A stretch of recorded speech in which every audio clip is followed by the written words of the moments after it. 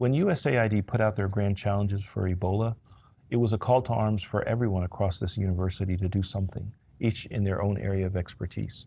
And we as designers and engineers thought, what could we do to contribute to a solution to this problem?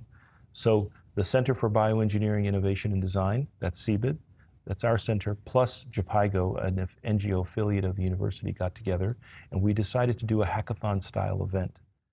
When Jhpiego heard about the grand challenges, it really sparked our interest because it looked like something we could really channel a lot of our concerns and talents in collaboration with Cbid and Clinvue.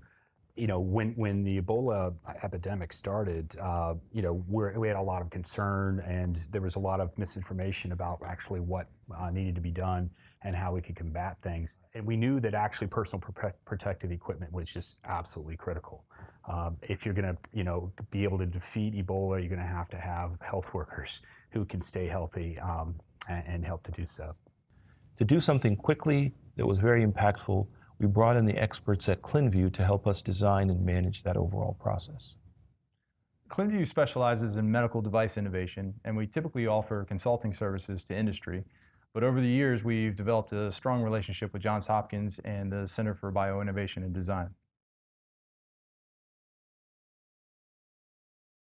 Hopkins reached out to us and asked if we could help to design and facilitate the hackathon event, which presents several challenges in its own right. The time frame in organizing this in a matter of days, and kind of orchestrating this structured process of innovation that typically takes months, and trying to achieve a quality result within a matter of days.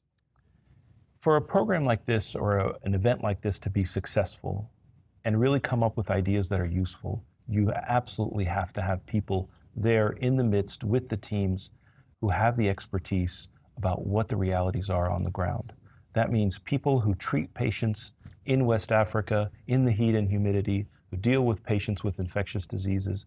If you don't have them in the mix, you can come up with great ideas, but they won't necessarily be as practical as you hoped. Through Jhpiego, we were able to bring in such experts, and they spent the days with us during the entire event. We knew that it was going to be difficult actually to go on the ground and design directly, on site. So we try to compensate for that as best that we can. We brought together people with knowledge of the region and of the specific issues that frontline health workers were facing, and we put together a variety of different presentations to help spark insights related to what were the issues that the users of personal protective equipment were encountering. Both at a community level, at a facility level, and obviously the donning and the doffing. And we did it in a way which really tried to put everybody in the position of an actual frontline health worker.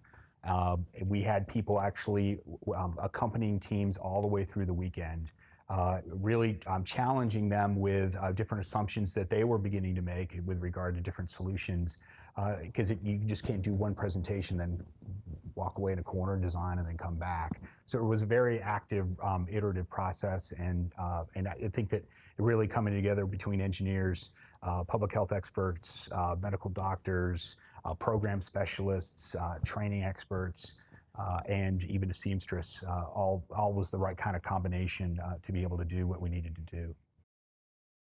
So once we had this short list of problems that we knew would make the most impact if we solved, and were most feasible to solve within a short amount of time, we then set out to break out into individual groups, and each team took on an individual problem to solve and challenge. Each team had prototypes and mock-ups that we walked through and listened to their explanation and watched them kind of demonstrate how the concept might work. At the end of the weekend, we had a collection of proof of principle models that proved each of the solutions' functionality, but we didn't have a complete system. So the task after the hackathon was to integrate all of those solutions into a complete product concept, which is what we presented to USAID.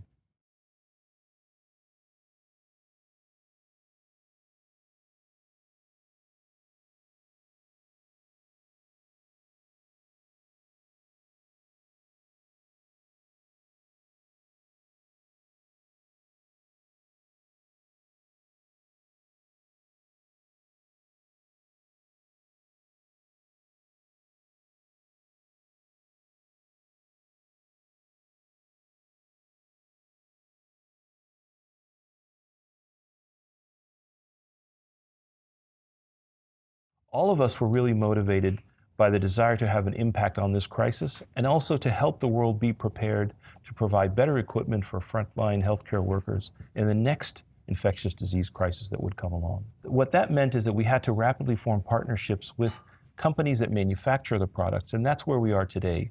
We're working with a major PPE manufacturer to further refine the designs. Some of these features will have an impact on products immediately, some a little bit later, but all of them hopefully will have an impact and be ready for use in the next crisis.